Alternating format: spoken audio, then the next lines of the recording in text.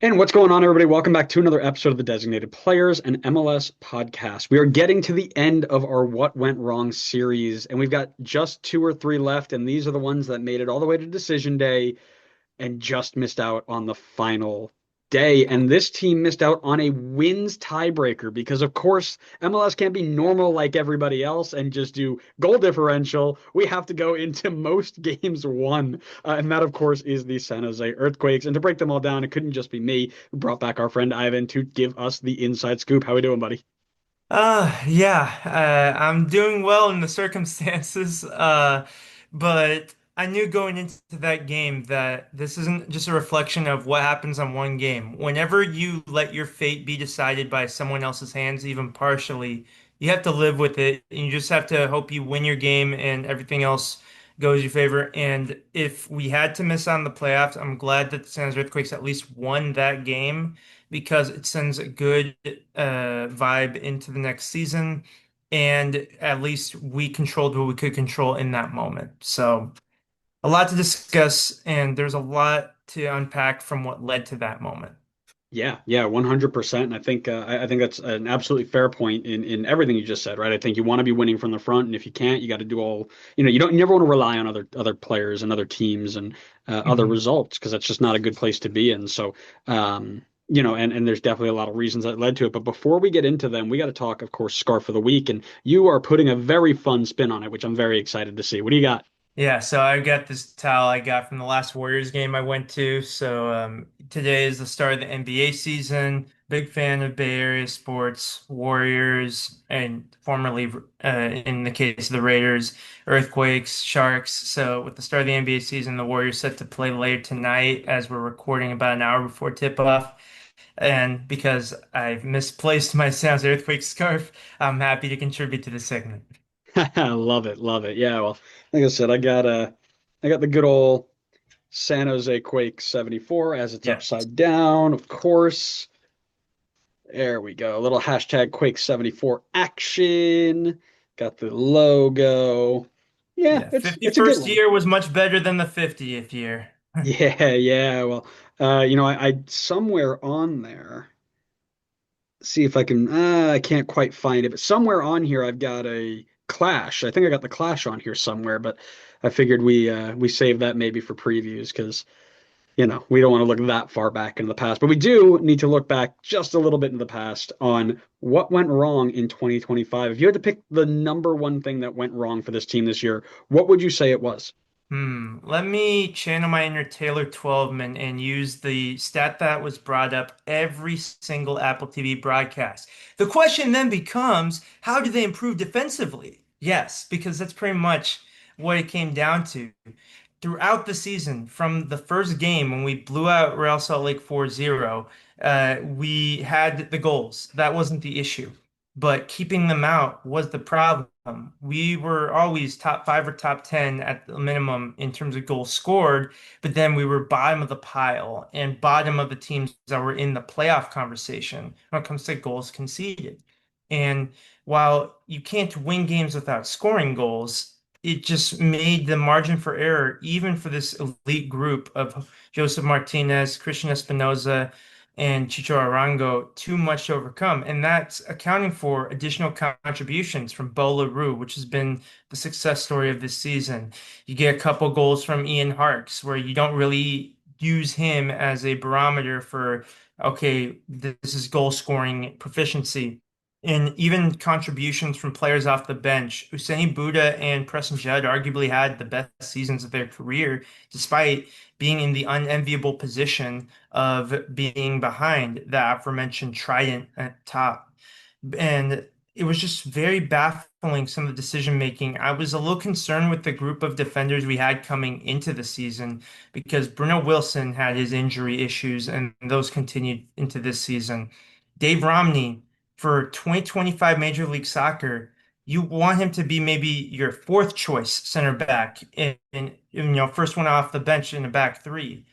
And yet he was a reliable player at times, but he never really raised the floor defensively. Rodriguez is the biggest surprise slash disappointment for me because Rodriguez was very good for us last season, but whatever reason, he and Bruce Arena weren't seeing eye to eye. He had a very short leash. He didn't start many games after a few games to start the season, and then he would get rotated in and out. And then you had to rely on Max Floriani and Reed Roberts, and they were exposed brutally at times, particularly in the Austin and LAFC games. And that's why I'm wearing specifically this shirt that they gave away for Hispanic Heritage Night when San Jose Earthquakes hosted LAFC in Levi Stadium. That was where it just hit like a ton of bricks that I assumed we were not going to make the playoffs. And it wasn't until things went a little bit more positively with beating San Diego. That came out of nowhere. That, okay, fine, maybe we have a little bit of a chance. But ultimately, I was proven correct. The barrage of goals we conceded both in the LAFC and the Austin games in late August and early September, that was just not the style of play. That was just not the performance level that you need to go into the playoffs. And the frustrating part for Quakes fans is even in the good seasons, since the Supporters Shield was won in 2012, you either been just barely missing the playoffs or barely making the playoffs and becoming first round exits every time. Yeah, listen, I'm just gonna piggyback right off of that because my number one, and it stands out the most, is this defensive liability. And you highlighted a lot more of the in-depth stuff, but I'm going to give it an overview, right? 36 goals conceded is the third most in the West this year, which crazy enough is a significant improvement to what you guys did last year, which Oh is yeah. crazy to think about, but we know how shocking it was last year to put it bluntly. But what it really meant was how it overshadowed your brilliant attack. You had more goals scored than six playoff teams. That in and of itself should be enough to get you enough points to at least get into the big game. But I mean, your two big signings, and this is where when you start digging into the stats, you don't get it because you have Chicharano and Joseph Martinez nearly put 30 goals up between the two of them, right? That is the sort of return you're looking for these players coming back. This defense, it just overshadowed everything that you did to the point where you couldn't get results, right? You had games where you score three goals in a game and you get a point out of it, right? You score three goals in a game, you get 0 points out of it. Like that should never happen. And if you take those games, anytime you score three goals and you get all 3 points out of it, you guys are a top four team at least, or fighting for it at least. And now you're on the outside looking in because you can't keep the ball out of the net. So I couldn't agree more with you on that as being the number one issue because if you fix that, and this is, I don't know if this is a bold take, but genuinely, I believe that if you fix that problem and you turn all those games that we just talked about into better returns, you're challenging for the top four in the West. I genuinely believe it. You've got the team to do it. Yeah, offensively, there are other problems too. Hernan Lopez ended up being a failed experiment this season. Barely saw any game time before he was loaned out, and it's unlikely that even when his loan expires, if we're going to see him in Earthquake shirt again, at least that's what I feel based on how things abruptly ended, some of his social media activity, and just the relationship with Bruce Arena. And Mal Pellegrino was also counted on to play a lot of minutes before he was traded to San Diego, and he learned how to score again once he was in San Diego. I noticed he scored on decision day, but prior to that, his shot accuracy was that of a stormtrooper. It was just, how is this the guy that when he was in Europe, he was banging goals for fun? And yeah, we can make all sorts of comparisons about which European leagues are better than MLS and which ones aren't, but nevertheless, the goal scoring spoke for itself. It was such a coup to bring him in, but it was just unfortunately a failed signing there. And the one signing that was made in the summer to bolster the defense was a defensive midfielder in Ronaldo Vieira. And that didn't really move the needle either, at least in this first season. Now, part of that, he was getting acclimated to a new league and he was in a crowded midfield room. And that was just another aspect of that move that confused me. We already have plenty good midfielders, to the point that Nico Shakiris, who's scoring free kick goals in the U20 World Cup, can't get into the team. And yet, we still have these center back trios where we don't have a Yeimar Gomez. We don't have, title winning Maya Yoshida. We don't have Jordi Alba in center back form. Like we don't have the guns to compete with the MLS offenses, which are leagues above the defensive talent in Major League Soccer. So it's just, poor decisions and some players just not turning out to be what we hoped for. Yeah, and the Nico Shakiris thing is baffling to me, right? I think we all highlighted him as player to watch this year because he was ready for a breakout, and he can't break 1,000 minutes in this team. And you Yeah. see what he's doing in the U20 World Cup, and it's crazy to think about, and I'm really interested to see what next season brings for him because there's too much hype or potential behind him just to let him sit on the bench all season. So I can't imagine that rolls again. But I um, don't think so either. I think that that has to be a change, that Nico Shakiris has to be involved somehow. I don't know how it works, but there's going to be players inevitably, especially for non-playoff teams, that their contracts don't get extended, and maybe that opens room for Nico Shakiris somewhere. But he provided a spark. He provided a cutting edge and set pieces that he displayed that in the game against Austin, where we were also wasteful on set pieces. Like we had a lot of possession stats, we had a lot of corner kicks and free kicks, but Espinoza wasn't quite as effective in that regard in comparison to past years. And Espinoza's asked to do a lot each season, and he still provided 12 assists. So I'm not, harping on Espinoza. We're lucky to have him, but it just adds another dimension that was lacking. And instead, the good news is that Bo LaRue was able to emerge this season, and that Shakiris' development wasn't derailed. Clearly, that he got his opportunities in the U20 World Cup. He's still shown to be very talented, very impressive, learning the game well, good attitude, and he's still very good age for, soccer. So he's got a lot of career left in him. But if he becomes more of a in and out sort of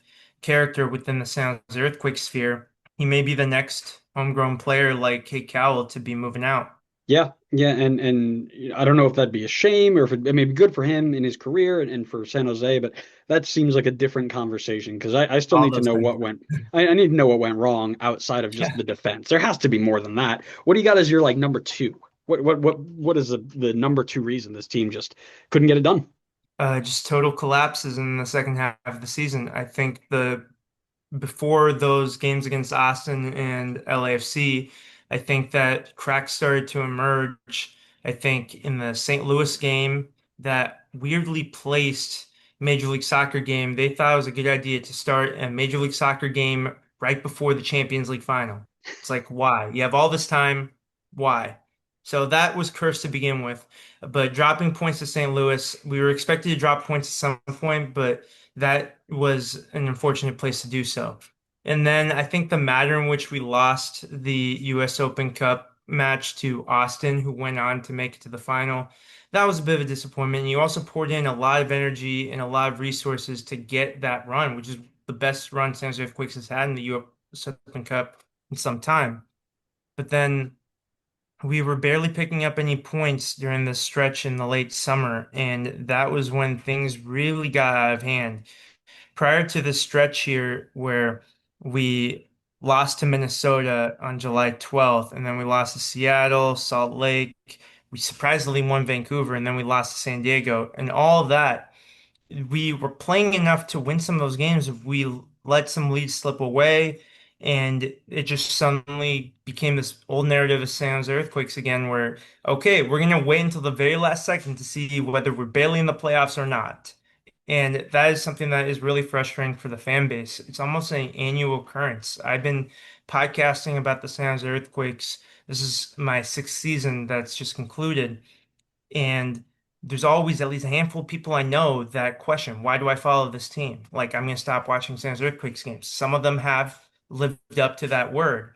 And that's why I face this challenge where I want to talk about Major League Soccer, not just San Jose Earthquakes, and especially in the playoffs. How do we keep San Jose Earthquakes fans engaged into the playoffs? And I think this is a challenge that a lot of MLS clubs and MLS content creators face more so than any other league. Because yeah, sure, if the Raiders are out of the NFL playoffs, you're not going to be interested in seeing a Chiefs 49ers Super Bowl. But you're probably still going to be at the Super Bowl. You're still going to be watching with family. You'll still enjoy some food. Whereas in Major League Soccer, it is very much still staggered among the different fan bases still. And unless a player that you like is still on a team that's in the playoffs, that might be the exception. So I think that for the San Jose Earthquake specifically, though, it's just been repeated, running into the same walls over and over again. And despite bringing in a quality MLS coach like Luchi Gonzalez, a brilliant MLS coach in Bruce Arena, you can go further back with a renowned international coach in Matias Almeida. This is the idea that nothing seems to work, but I think it's still too early to tell with Bruce Arena. This is year one in picking up the pieces from a disastrous 2024.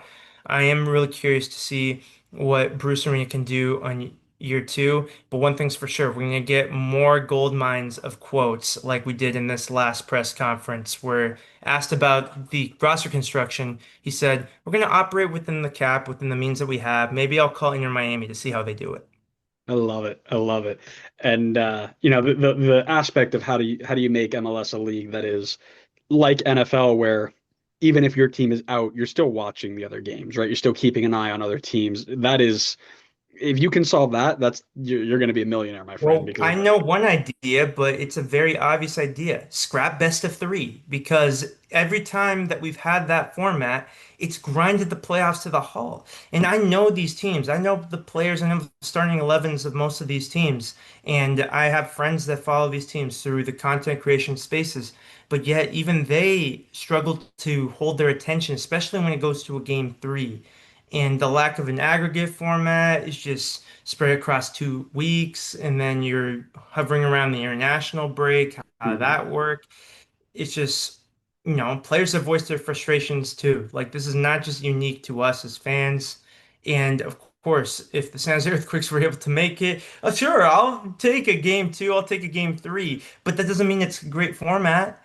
And it's weird that before this, that Major League Soccer was in this experimental phase where they almost changed the format of the season and the playoffs every year. But this is what we land on? Like, this is like if you're changing the format of Mario Party, but yet you stick with the car that everyone moves together, not the things that made the past 8 or 9 Mario Parties actually fun. Yeah.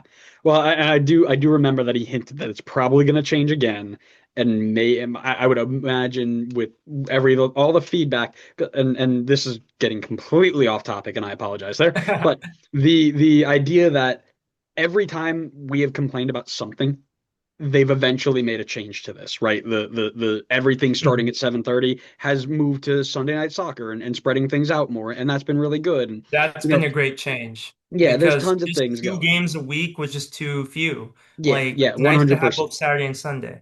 Yep, absolutely agree. And I think that positive changes are coming, but I would also agree that we need to land on something and stick with it to get consistency, which, again, whole nother conversation. But the last thing I wanted to talk about was the idea of San Jose's home form, right? Mhm. Most teams that miss the playoffs, you're looking at the road form as the main reason they underperformed. I mean, we've had this conversation with 10 different teams now.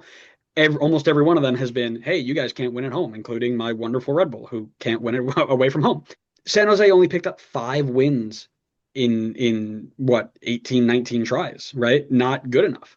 And they walked away with 21 points, which is too low, obviously. But I went back and took a look. No team has ever made the playoffs in the Western Conference with less than 6 wins. So that in and of itself shows how important it is to get these jobs done. And when you look at them, again, this goes back to our conversation with the defensive liabilities. They must have scored 3 to 4 goals multiple times at home. I mean, they were very, very good at home because they couldn't turn those into wins. They've missed out on the playoffs. And again, it kind of ties into that first point. But the idea is you really should make home a fortress, especially defensively. So not only were they defensively poor, but they were equally bad away from home, which just it's not good enough. Just not good enough.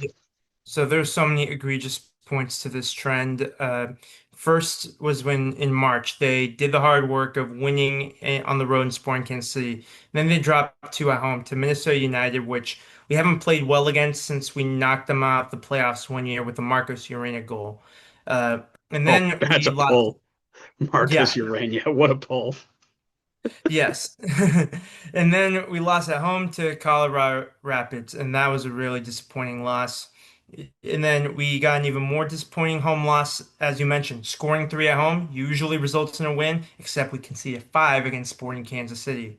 And those goal barrages would become more frequent in the latter part of the season. I already alluded to those Austin and LAFC losses where we conceded a boatload of goals in the opening 20 minutes of both those games.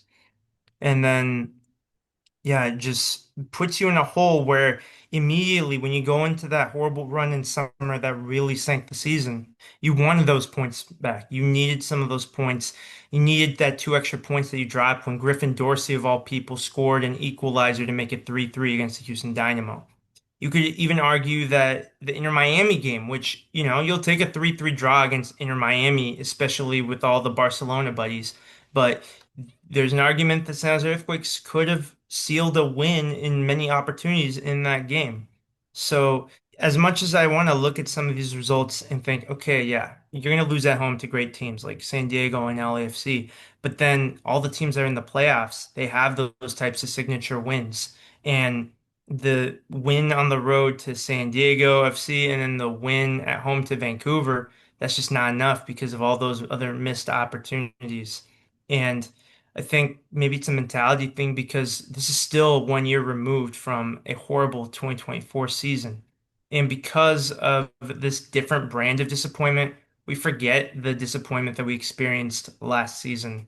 We're so involved within our teams that when we're living in the moment, we kind of maybe we make comparisons to last season early on in the season, but then this season becomes a new narrative that we forget the perspective that we brought the season in.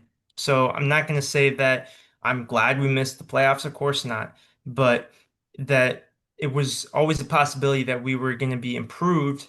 But there's a step in between being bottom of the barrel historically and then being a playoff team. And that's ultimately what the San Jose Earthquakes landed. But getting there involved a lot of self-inflicted wounds.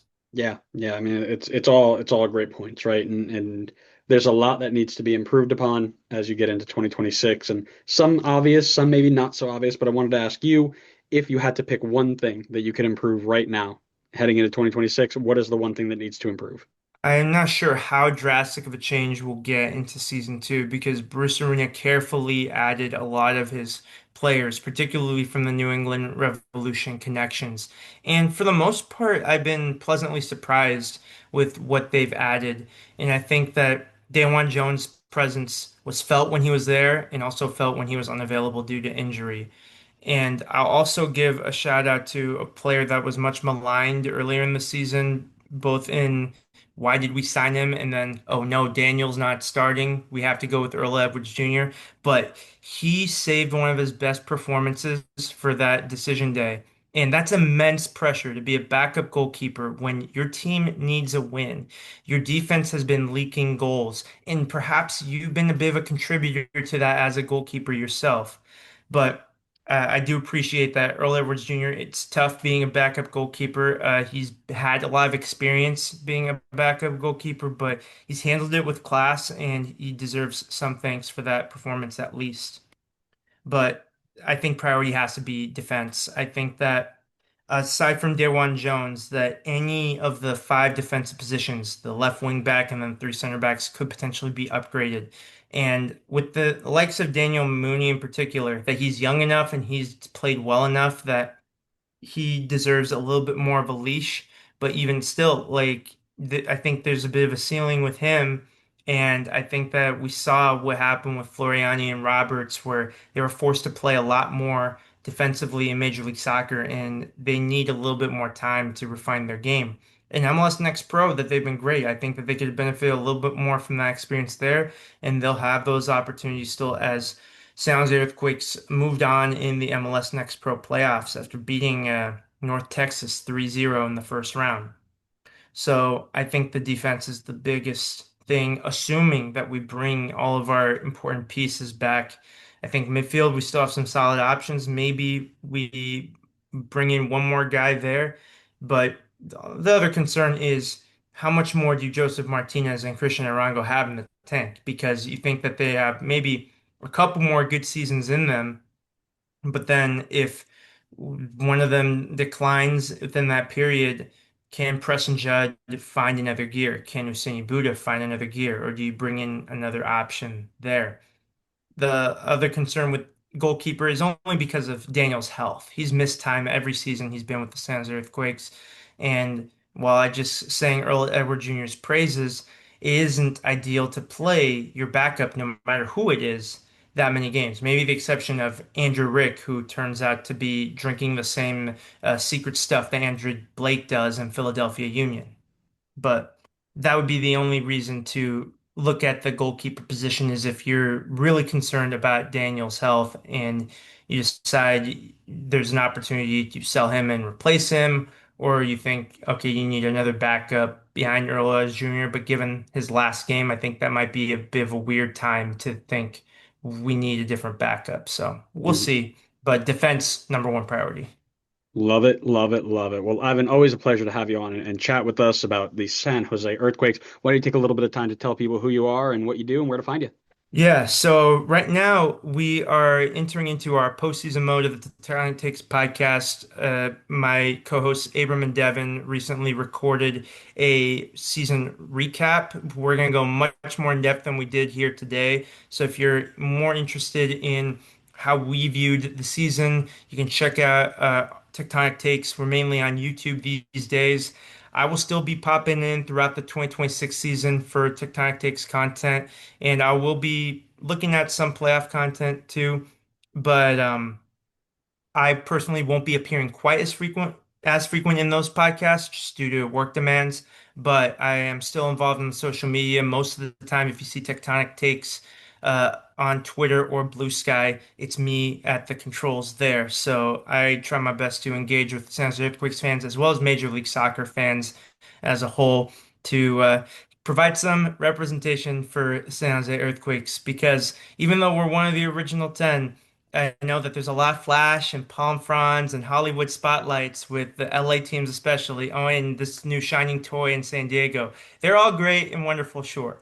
But the Bay Area, there's a huge soccer culture. There's a reason why Levi Stadium is hosting World Cup games, and it's because passionate fans like myself and our community, we really care about the sport. And I think that with this current construction of San Jose Earthquakes, Bruce Arena, Christian Espinoza, Joseph Martinez, Christian Arango. The goal has to be that with a solid season improvement in 2026, that San Jose Earthquakes can get some of those diehard Bay Area fans that follow European teams or Mexican teams to be more full-time San Jose Earthquakes fans. And that is going to be a really fun challenge while also keeping tabs on what other great teams like Oakland Roots, Seoul, and Bay FC are up to. Love it, love it. Well, Ivan, always a pleasure. Thanks so much for hopping on. We appreciate everybody who came to listen as well. We hope you enjoyed it. And if you want to stick around and give us a follow, that's great because we are doing this for every team that missed the playoffs. And you are, I believe, when this comes out, will be the third to last team. So everybody else has already been done. You can go check out what went wrong with them on our channel. So thanks so much again for being here, Ivan. Thanks for listening to our listeners, and we'll see you next time on the next episode of the Designated Players and MLS podcast. See ya.